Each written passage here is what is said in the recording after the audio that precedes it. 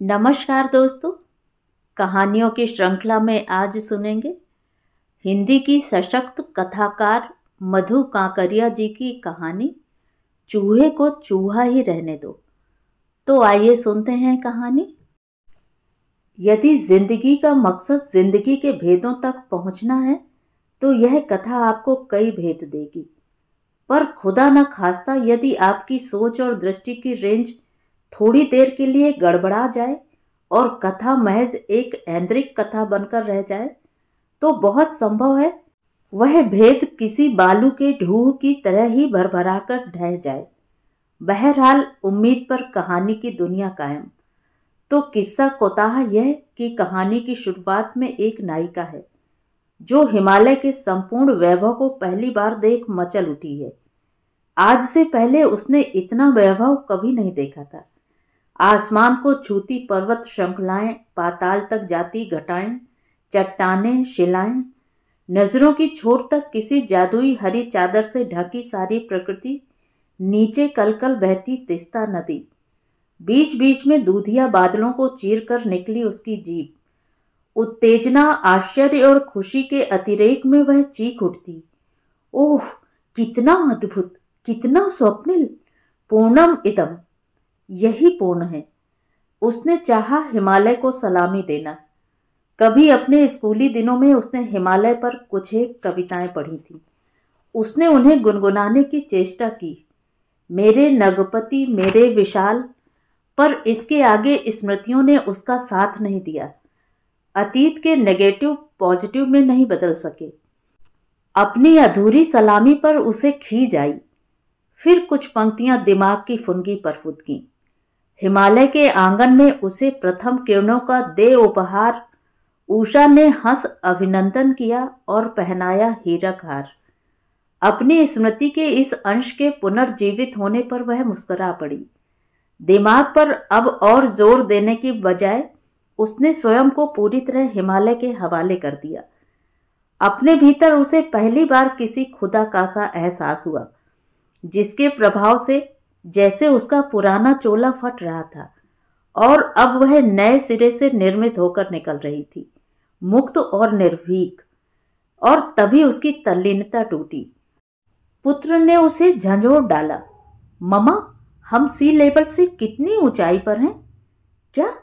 वह गड़बड़ाई, भीतर से बाहर लौटी।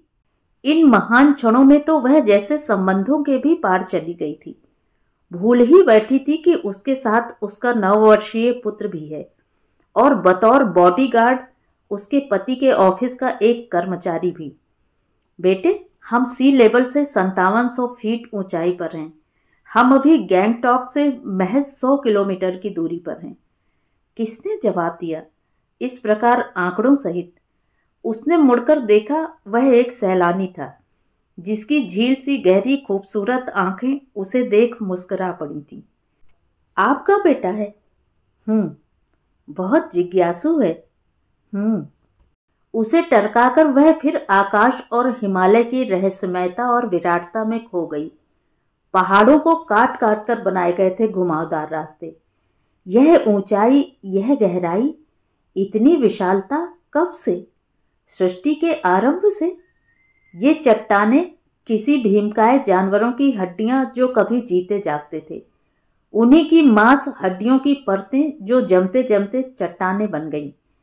ऐसे ही क्या कई चट्टानें उसके भीतर नहीं? बेहतर है कुछ भी भीतर नहीं जमने दिया जाए। पहली बार उसने महसूसा वह किसी भी आंतरिक भय से मुक्त थी और उन्हीं भय मुक्ति के क्षणों में उसने अपने साथ आए कर्मचारी से निर्णायक स्वरों में कहा, आप गैंगटॉक टैक्सी स्टैंड से ही वापस कोलकाता लौट जाएं। आगे की यात्रा मैं स्वयं कर लूंगी, पर मालिक का आदेश मैं समझा दूंगी उन्हें। गैंगटॉक आते आते फिर परिदृश्य बदलने लगा था। ज्यों ज्यों जीप ऊंचाई पर बढ़ती जा रही थी, धुंध भी बढ़ती जा रही थी। युवती ने आश्चर्य से देखा ऊपर की ओर। आसमान का टटका नीलापन किसी ने चुरा लिया था। आसमान सफेद था, एकदम शुभ्र, धवल दूधिया बादलों से ढका हुआ। उसने नीचे घाटियों की ओर देखा। आश्चर्य, वहां भी कुछ नहीं था, सिर्फ दूधिया बादल, पूरा परिदृश्य पत्ता पत्ता बादल में था। यहाँ ऊंचाई पर धरती आकाश नहीं, पहाड़ और आकाश मिलते हैं, बादल मिलवाता है उन्हें। युवती पुलकित थी। चित्रकार की उस अद्भुत कलाकृति ने उसकी समस्त इंद्रियों में सौंदर्य ही सौंदर्य भर दिया था। उसके भीतर अद्भुत विचार भरने लगे।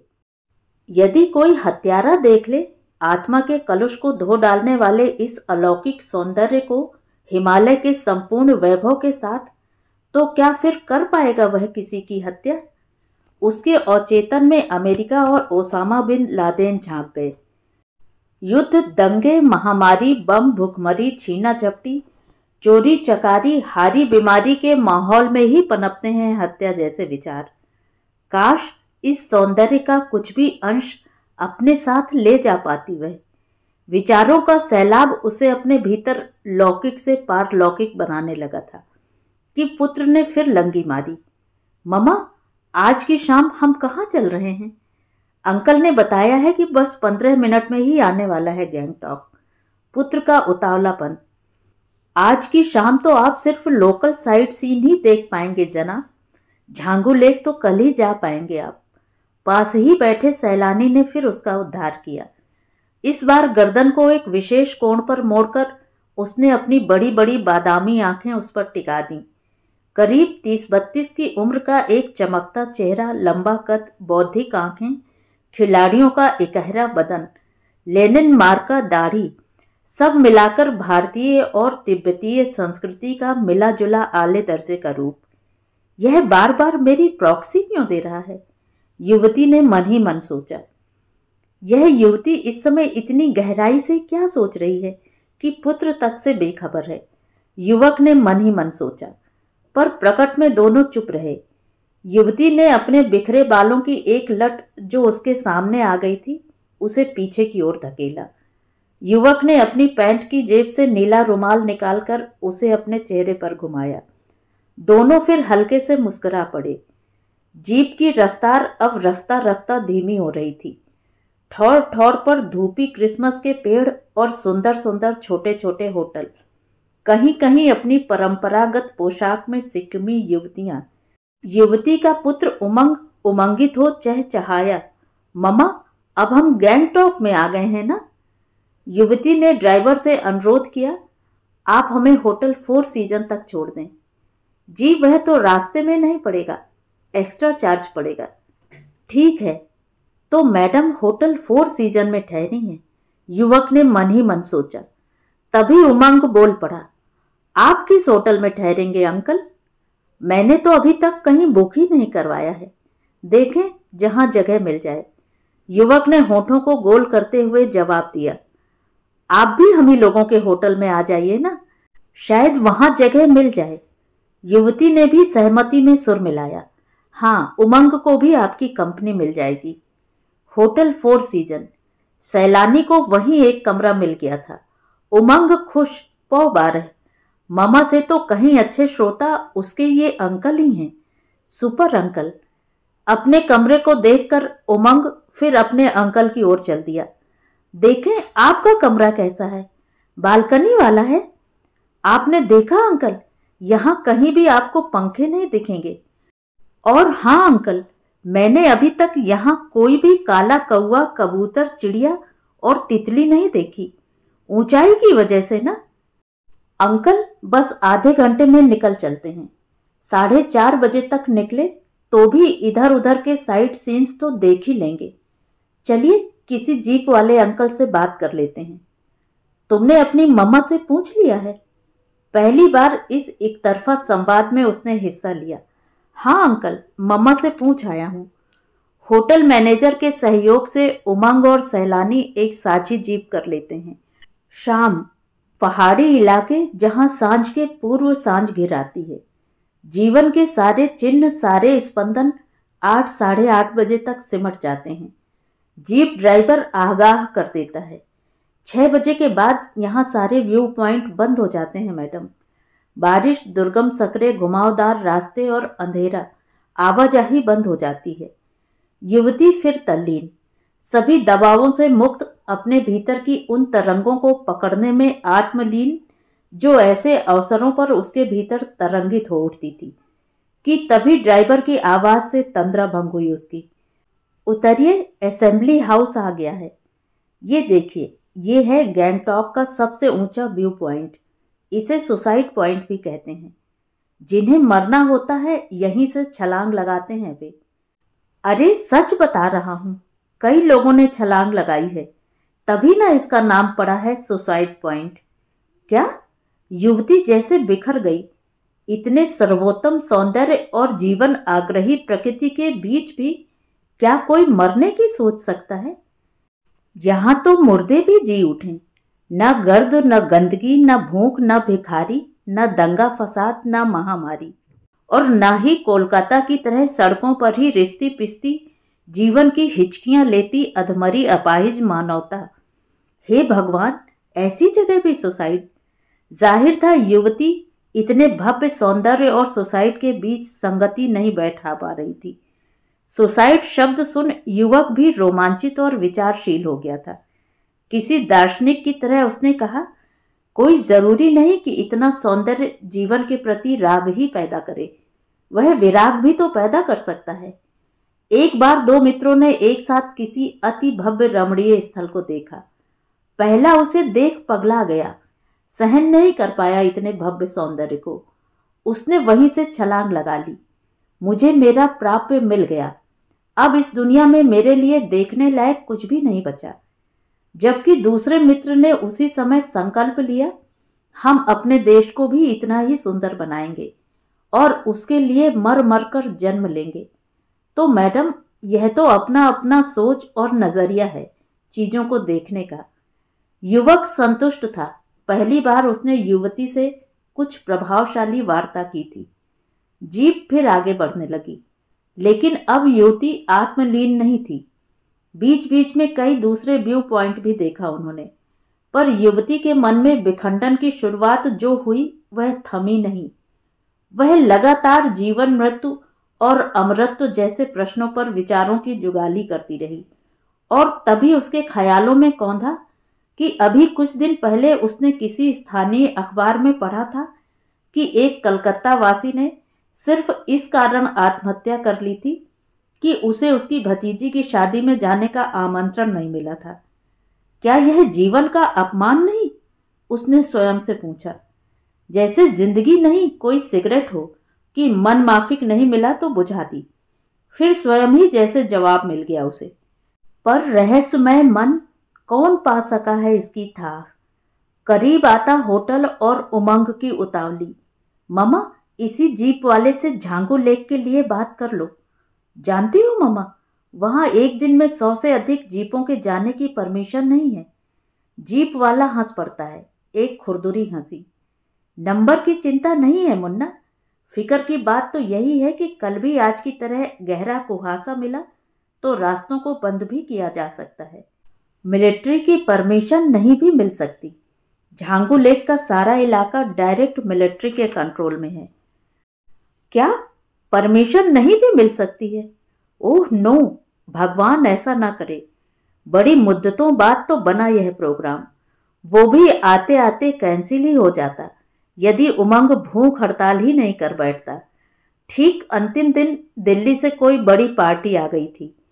उमंग के पिता ने तो प्रोग्राम कैंसिल ही कर दिया था। यह तो उमंग अड़ गया तो हारकर उन्होंने अपने स्टाफ को साथ भेजा। अब तो शायद जिंदगी भर नहीं आना हो गैंगटॉक। युवती एकदम मायूस हो उठी थी। युवक उसे आश्वस्त करता है, देखिए सब ठीक हो जाएगा। Let's hope for the best. उम्मीद उम्मीद। अलबेली सुबह, टापुर टुपुर बारिश और मीठी खबर। मिलिट्री से सिग्नल मिल गया है, अब जा सकती हैं आप झांगू लेक। Cheer up. शब्द शब्द से झड़ता उत्साह। सच? वह झूम उठी। सारी रात उठकर देखती रही थी बारिश को। चलिए इसी खुशी में इकट्ठे चाय पीते हैं। आइए अंदर आ जाइए। क्या? युवक का समीकरण पहली बार गड़बड़ाया। कहीं यह वह तो नहीं?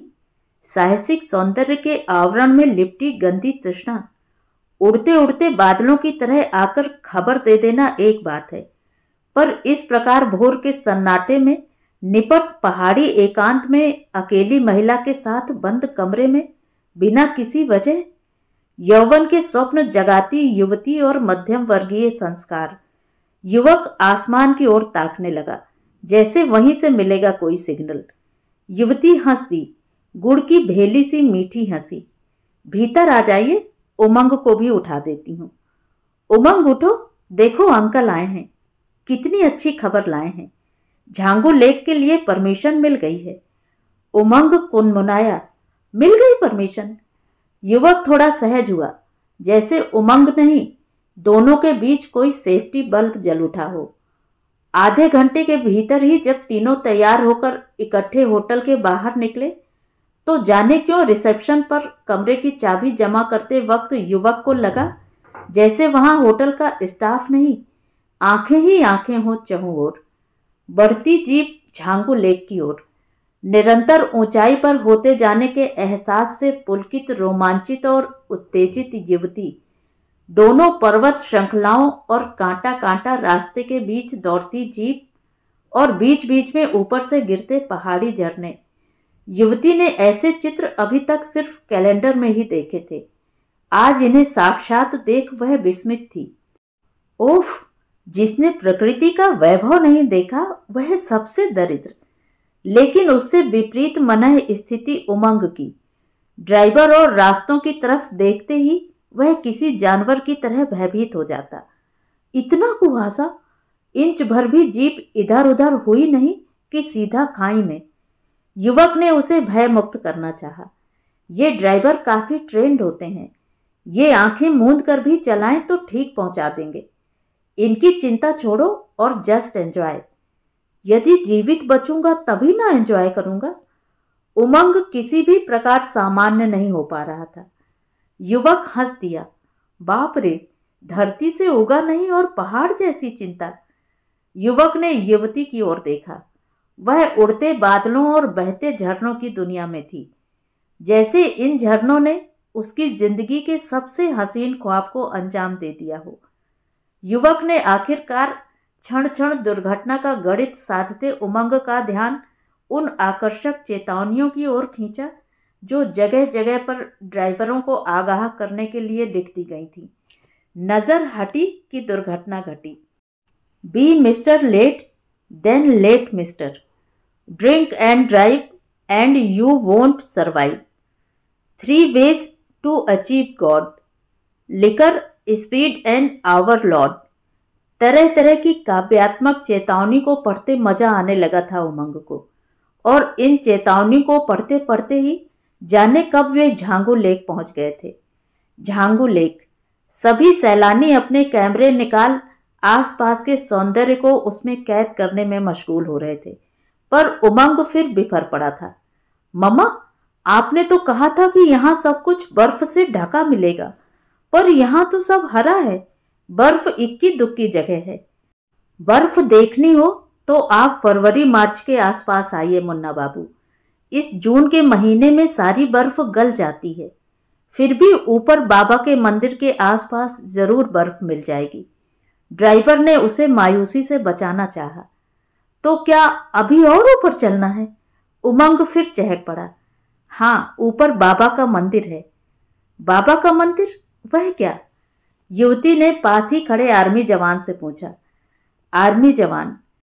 हाँ, बाबा का मंदिर दरअसल स्वर्गीय आर्मी मेजर हरभजन सिंह की स्मृति में बना मंदिर है। एक बार वे अपनी बटालियन को लीड कर रहे थे कि बर्फ में उनका पांव फिसल गया था और वे वहीं दब गए थे। उनकी डेड बॉडी भी नहीं मिल पाई थी। बाद में कई बार वे अपने कुलीग के स्वप्न में दिखाई दिए। स्वप्न में ही उन्होंने उससे कहा, मैं इन्हीं बर्फों में दबा पड़ा हूं, तुम मेरा एक काम करो, मेरी स्मृति में एक छोटा सा देवघर बनवा दो, नहीं तो मुझे चैन नहीं पड़ेगा। बाद में उनके लिए वहीं पर एक देवालय बनवा दिया गया, जहां उनकी तस्वीर और सामान स्मृति स्वरूप सजा दिया गया।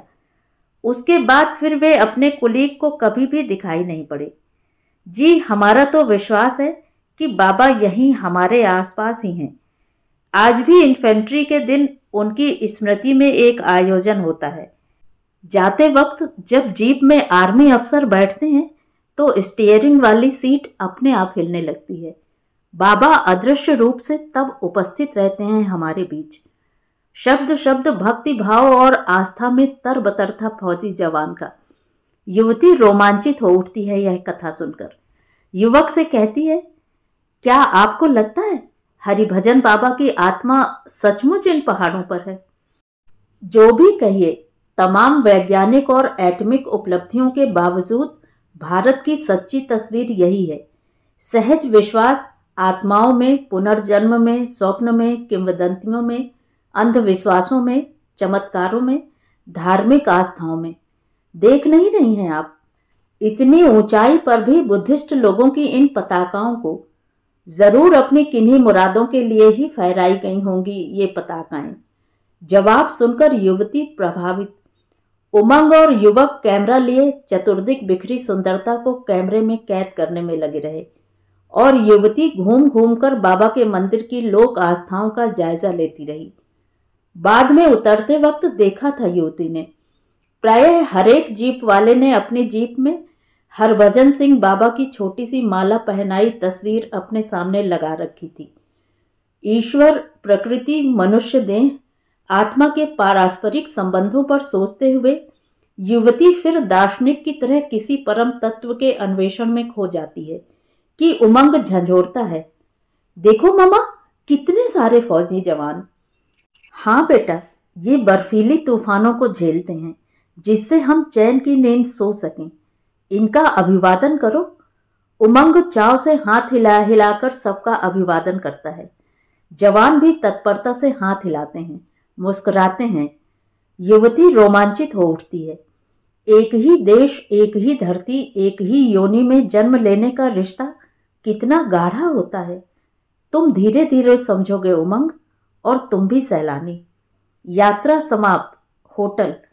जीप से उतरकर युवक ज्यों ही अपने कमरे की दिशा की ओर अग्रसर हुआ, युवती ने उसे रोक दिया, आंखों में अपूर्व अनुराग और आमंत्रण। हमारे साथ ही चलिए, इकट्ठे डिनर ले लेंगे, 2 थालियां मंगवा लेंगे, तीनों का हो जाएगा। शब्द शब्द चाशनी में तर। युवक फिर चौंका। यह दूसरी बार था कि एकांत होते ही युवती ने फिर उसके करीब आना चाहा। हल्की हल्की विचार तरंगे मन पर थपेड़े लगाने लगीं। गंभीर, अभिजात और बौद्धिकता का लबादा ओढ़े ये कहीं निम्फोमैनिक तो नहीं, बदचलन तो नहीं। 32 वर्ष का उसका अनुभव, अभी तक कोई इस कदर इतने अल्प काल में उस पर आसक्त नहीं हुई। फिर यह विवाहित मां? नहीं, वो बेख्वाब मन में ख्वाब जगाता। यह आमंत्रण साधारण नहीं, यह तो प्रलय पूर्व नक्षत्रों द्वारा अपनी अपनी परिधियों का सीमा अतिक्रमण हुआ। असमंजस में उड़ते हुए कुछ लम्हे, सौंदर्य और संस्कार, यौवन की पुकार और नैतिकता के बीच पाखुरी पाखुरी विखरा मन कि तभी युवती ने निर्द्वंद होकर बिल्कुल सहजता से कहा, आज की शाम को अविस्मरणीय बना देते हैं। शेर, शायरी और कविताएं तो आपको आती ही होंगी। हाँ, कॉलेज के दिनों में कभी कभार गा लिया करते थे। तो आज की शाम शायरियों के नाम। युवक वहीं जम गया, जैसे किसी अदृश्य रिमोट ने विचार शून्य कर फ्रीज कर दिया हो उसे। दूरदर्शन, विश्व कप, फुटबॉल, पूरी तरह मशगूल उमंग। कॉल बेल, बैरा। बैरे को देखकर युवक फिर सिटपिटा गया। भीतर फड़फड़ाहट हुई। क्या पसंद है आपको? कुछ भी, सब चलेगा। जो पसंद हो उमंग को मंगवा लीजिए। अंकल, आपने नोट किया, यहाँ खुली चाय के ऊपर भी पपड़ी नहीं जमती। अंकल, यहाँ की विशेष डिश मोमो खाई आपने? उमंग और युवक ही बतियाते रहे। युवती लगभग खामोश रही और खाने के बाद बिना किसी बातचीत के बाहर बालकनी में चली गई। थोड़ी देर अखरा युवक को युवती का यह विचित्रता भरा व्यवहार, अनुग्रह पूर्वक बुलाना और फिर आई केयर डैम वाला एटीट्यूड। थोड़ी देर वह अन्य मनस्क सा बैठा रहा और फिर अपने सिकुड़े हुए आत्मविश्वास के साथ वह भी बालकनी में खड़ा हो गया।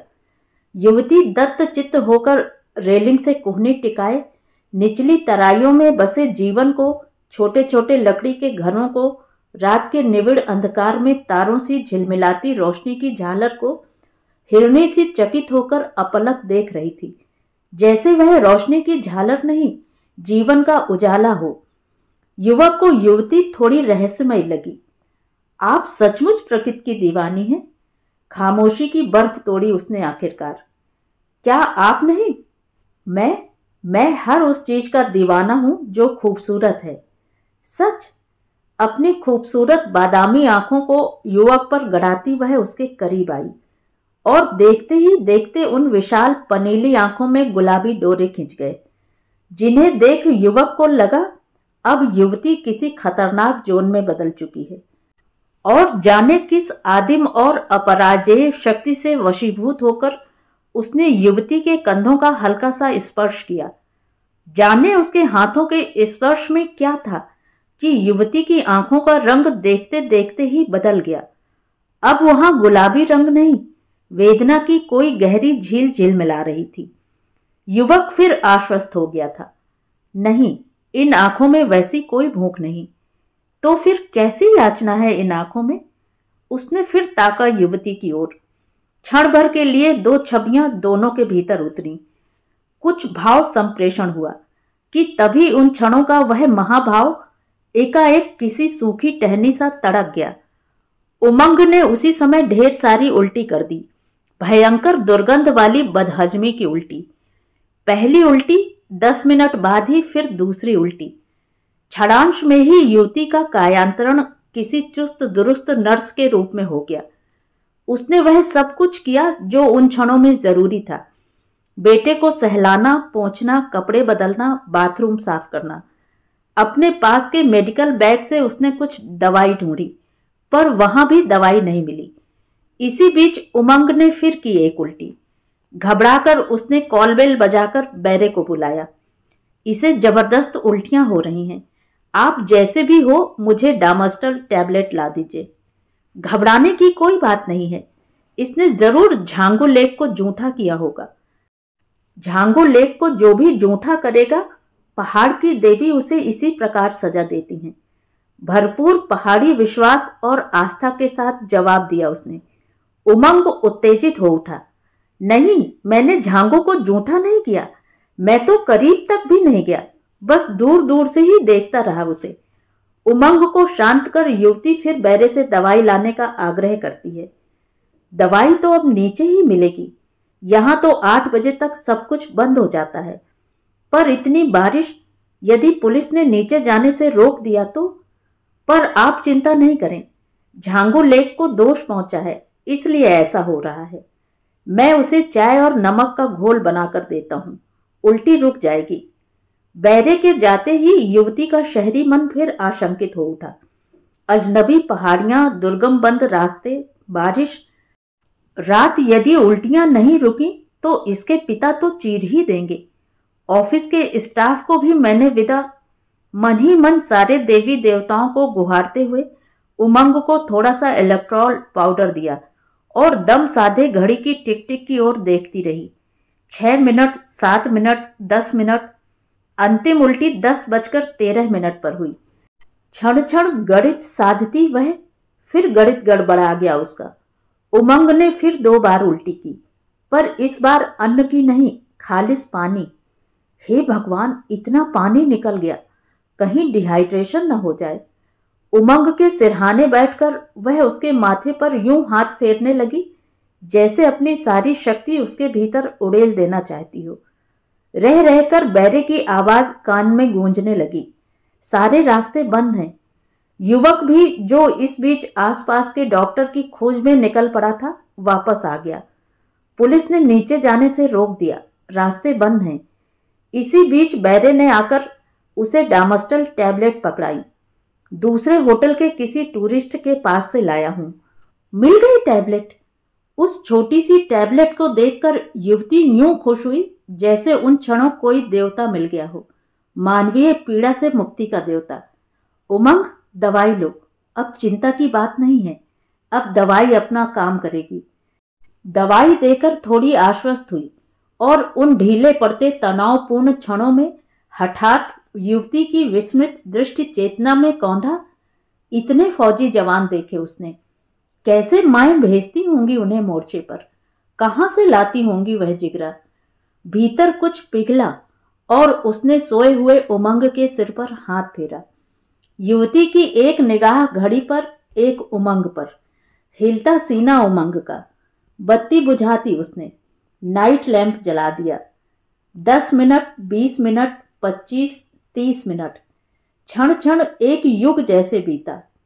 अब आश्वस्त है युवती। नींद की नदी में धीरे धीरे हिचकोलें खा रहा है उमंग। कृतज्ञता में फिर हाथ जुड़ गए। राहत की सांस ली उसने, जैसे किसी गहरी दमघोटू सुरंग से बाहर निकली हो। युवक भी मुस्कुराया, धीरे से फुसफुसाया, अब चिंता की कोई बात नहीं है, नींद आ गई है, अब सुबह ही उठेगा। सघन सन्नाटा, घड़ी की टिक टिक। 5-6 मिनट निस्तब्ध खामोश बैठकर अब युवक उठ खड़ा हुआ। अब आप बेफिक्र रहिए, आराम कीजिए, मैं भी अब चलूं। दिलों से दूर न जाओ, बहुत उदास है रात। सितारों सामने आओ, बहुत उदास है रात। उमंग की बदहजमी से जो प्रेम कथा अल्पकाल के लिए नेपथ्य में चली गई थी, झमाझम बरसती रात में वह अब फिर दृश्य पटल पर उभरने लगी थी। खड़े होते युवक को देख युवती का दिमागी चैनल तत्परता से बदला। वह करीब आई। उस जादू भरे धुंधलके में अपने जनाना जादू का भरपूर इस्तेमाल करते हुए युवक की आंखों में झांका उसने। रुक जाइए, पता नहीं फिर कब आपकी दरकार पड़ जाए। शब्द शब्द सोम रस से पगा हुआ। दरकार? युवक की सतही चेतना ने उसे सावधान करना चाहा, पर उन्हीं क्षणों भीतर की गहरी अंतर्धारा से जैसे एक और आवाज निकली। बह जाने दो अपने को यौवन, प्रेम और जीवन के इस आदिम राग में। छोटी खामोशी, सोच की धूप छांव। उसने पलटकर फिर देखा युवती को, जैसे औरत के भीतर औरत खोजने की आखिरी चेष्टा कर रहा हो। पर उन आंखों में उसे कामुकता नहीं, वरन पूरा ब्रह्मांड ही समाया हुआ दिखा। क्या व्यक्ति वही विश्वास करता है जो वह विश्वास करना चाहता है? युवक फिर ठिठक गया, जैसे किसी मंत्र की शक्ति ने उसे वहीं जमा दिया हो और यौवन की उस धारा में बह जाने को प्रेरित कर रहा हो। युवती अब बाथरूम में। 10 मिनट की अधीर प्रतीक्षा। आदिम राग सा बजता युवक के भीतर। और जब वह निकली बाथरूम से तो युवक को लगा जैसे उस जादुई लाल गुलाबी से धुंधलके में वह किसी आदिम युग में पहुंच गया हो और उसके सामने अजंता की गुफा से कोई अप्सरा निकल रही हो। देह की भाषा बोलती हुई, मादकता की दीप शिखा सी लहराती, मंथर मंथर गति से आगे बढ़ती हुई। मौसम अब बदल गया था। वासना, प्रेम, सत्य, असत्य सब घुल मिल गए थे।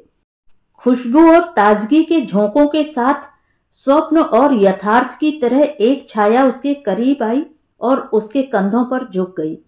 युवक के विचार पलटे। देह ही जीवन का सबसे ठोस सत्य, पहला यथार्थ। सम्मोहित होकर उसने युवती का चेहरा धीरे धीरे ऊपर उठाया। साथ ही भीतर की गहराई से एक क्षीण सोच भी ऊपर उठी। कौन विश्वास करेगा किसी पहाड़ी रात में किसी खूबसूरत युवती ने इस प्रकार उसे आमंत्रित किया था। मैंने तो अभी तक यही जाना था कि महान परंपरा और इतिहास वाले इस प्राचीन देश की हिंदुस्तानी औरतें सेक्स के मामले में पति तक को आगे बढ़कर आमंत्रित नहीं करती, गैर उन्हें छू तक नहीं सकते। क्या हिंदुस्तानी औरत प्रगति पर है या यह विजय उसके पुरुषार्थ की है?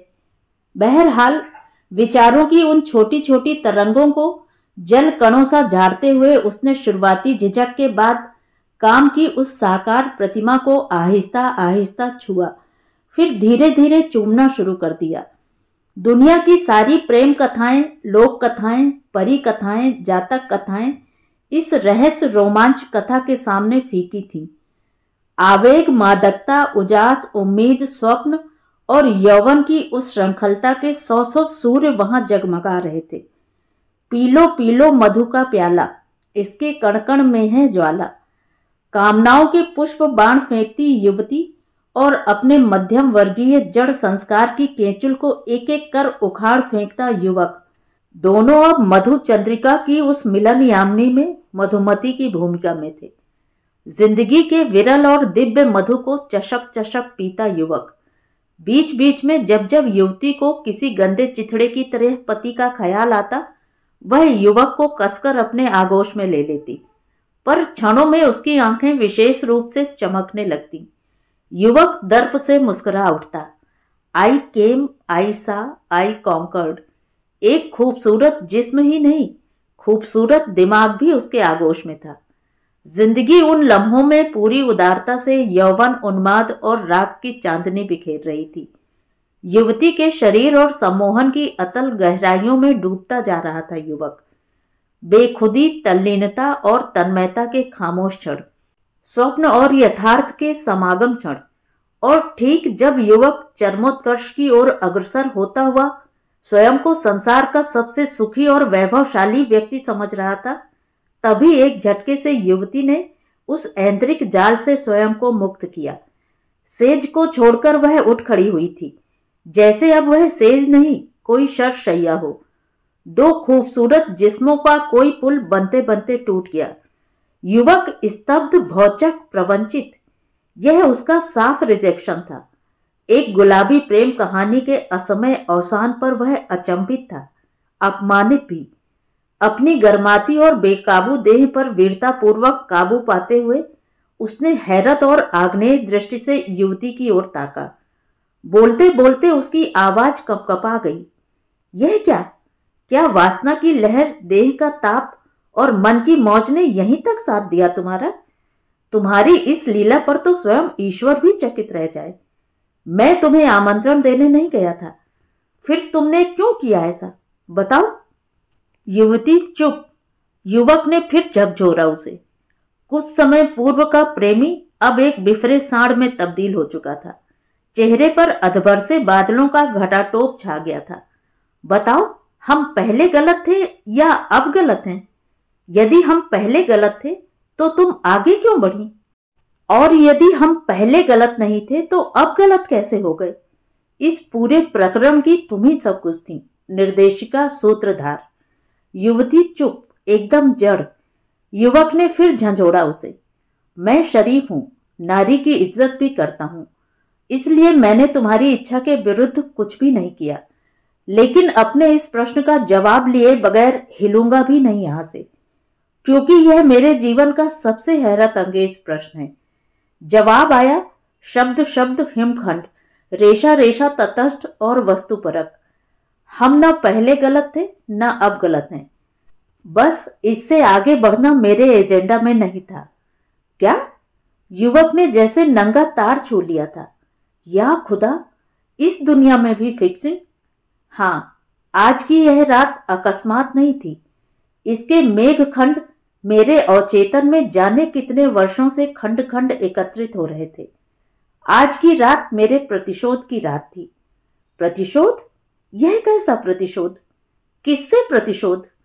अपनी ही काया के कुंभ में दूसरों को नहलाकर, अपने को गिराकर, यह कैसा प्रतिशोध लिया तुमने? घबराओ नहीं, यह प्रतिशोध मैंने तुमसे नहीं, अपने पति से लिया है। और यह प्रतिशोध तो इसी प्रकार लिया जा सकता था। जिस प्रकार बिना जल में कूदे तैरा नहीं जा सकता, उसी प्रकार बिना देह से गुजरे यह प्रतिशोध भी लिया ही नहीं जा सकता था। रही बात अपने को गिराकर लेने की, सो मैं नहीं मानती कि मैंने स्वयं को गिराया है, क्योंकि वह मेरी वासना नहीं, प्रतिशोध की अग्नि थी, जिसकी ज्वाला में मैं धधक रही थी। नैतिकता, सच्चरित्रता और पवित्रता, ये सारे सत्य मुक्तात्मा पर लागू होते हैं। जीवन की स्वाभाविक मांग, इस मांग को ठुकराकर कोई भी सत्य हासिल नहीं किया जा सकता। और पवित्रता? वह हंस पड़ी। पवित्रता जैसे संदिग्ध पदार्थ के लिए क्या प्रतिशोध जैसी शक्तिशाली भावना की आहुति दी जा सकती है? इस प्रतिशोध में भी जीवन के कुछ मूल्य और नारी बोध जुड़ा हुआ था, पर तुम उसे नहीं समझ सकोगे। क्या मतलब? युवक कुछ समझ ना पाया, वह थोड़ा कच्चा पड़ा। भगवान के लिए मुझे साफ साफ बताओ, पहेलियां मत बुझाओ। तुमने क्यों किया ऐसा? टेबल पर रखे शॉल से स्वयं को अच्छी तरह ढांपकर जमीन की ओर देखते हुए धीमे धीमे स्वरों में कहने लगी वह, मैं अपनी जिंदगी के विस्तृत ब्यौरे में नहीं जाना चाहती, पर एक घटना भर सुना सकती हूं। तुम खुद समझ जाओगे कि मैंने ऐसा प्रतिशोध क्यों लिया। मेरे पति ने मेरी देह की जमीन पर ऐसी हदबंदी कर दी थी, ऐसे कटीले बाड़े डाल रखे थे कि मैं किसी हमउम्र इंसान से बात करने तक तरस जाती थी। इंसान, ओह कितना जानदार और शानदार शब्द है। मेरा वश चले तो मैं संसार के सारे सुंदर इंसानों से घुलूं मिलूं, उनके विचार जानूं, पर मेरी जिंदगी में इस शब्द की कोई अहमियत नहीं थी। मैं हर मौसम में बंदनी थी, रोम के गुलामों से भी बदतर। एक बार मैंने अपने छोटे भाई के मित्र से हिम्मत करके हाथ मिला लिया, तो पति ने उसके जाने के बाद दीवार पर मेरे हाथों को रगड़ दिया, जिससे उसका स्पर्श मिट जाए। आज स्वयं को एक सीमा तक किसी गैर मर्द के हवाले करके मैंने अपने उसी अपमान का बदला ले लिया है। मुझे संतोष है कि मैं अब वह नहीं रही, उसकी परम पाकीज़ा, जो वह समझता है कि मैं हूं। जानते हो, बहुत पहले मैंने एक विदेशी कहानी पढ़ी थी, जिसमें एक पत्नी पति की मृत्यु के पश्चात उसकी आंखों को विज्ञान की सहायता से किसी कृत्रिम मस्तिष्क से जुड़वाकर अपनी टेबल पर रखवाती है, और एक एक करके वे सब काम करती है जिसके लिए उसके जीवन काल में उसका पति उसे रोकता था, और जिसके लिए उसने अपनी पत्नी को हिदायत दे रखी थी कि उन आदेशों का वह उसकी मृत्युपरांत भी पालन करे। मृत पति की लाचार आंखें बस देखती रहती थीं। जिन दिनों मैंने यह कहानी पढ़ी थी, मुझे यह फंतासी भर लगी थी, पर आज समझ गई हूं, ये कहानियां नहीं, हाड़ मास की जिंदगियों के जीवित दस्तावेज हैं, जो कालांतर में कहानियां बन जाते हैं। ठीक वैसे ही जैसे जीवित जानवरों की हड्डियां और मांस कालांतर में चट्टान बन गए। शब्द शब्द आक्रोश से तरबतर था युवती का। युवक को लगा युवती के व्यक्तित्व का आखिरी और अदृश्य घूंघट अब उलट गया है। उसे समझ नहीं आ रहा था इस रात की घटना का वह स्वयं को प्रवंचित महसूस है या शर्मिंदा, पर उसने साफ महसूसा उसकी संवेदना के कुछ तार अनायास ही युवती से जुड़ गए थे। अब उसे चला जाना चाहिए था, क्योंकि युवती का उद्देश्य पूर्ण हो चुका था और अपनी सारी रोमांटिक जीवंतता का जाल उसने पूरी तरह समेट लिया था। पर युवक था कि जाने की मानसिकता बना नहीं पा रहा था। किसी न किसी बहाने टूटे हुए तिलिस्म में वह थोड़ी देर और गुजार लेना चाहता था। उस चेहरे को जिंदगी भर के लिए वह अपनी आंखों में भर लेना चाहता था। जाने का उपक्रम करते करते फिर पूछा उसने, बस अंतिम प्रश्न, क्या तुम अपने पति को अपने इस प्रतिशोध के बारे में बताओगी? युवती विद्रूपता से हंस पड़ी। शायद हां, शायद नहीं, पर यदि नहीं भी बताया तो क्या Harsh. Let mouse be a mouse, चूहे को चूहा ही रहने दो। सुबह युवती होटल छोड़कर जा चुकी थी। युवक भी निकलने की तैयारी कर रहा था। एक मनोरम यात्रा का बेचैन और अधूरा अंत होने जा रहा था। युवक की चेतना में पूरी तरह युवती और उदासी की धुंध सी छाई हुई थी। एकाएक उसके दिमाग में आया, जीप में और भी एक दो युवक थे। फिर युवती ने अपने प्रतिशोध के लिए उसे ही क्यों इस्तेमाल किया? क्या उसके चेहरे पर ऐसा कुछ था? वह तुरंत बालकनी की ओर लपका कि युवती दिख जाए तो यह आखिरी सवाल भी उससे पूछ ही डाले। उसका विश्वास था कि युवती अवश्य ही उसे जवाब देगी, पर तब तक युवती की जीप रवाना हो चुकी थी। तो ये थी कहानी। कहानी आपको कैसी लगी? कमेंट करके ज़रूर बताएं।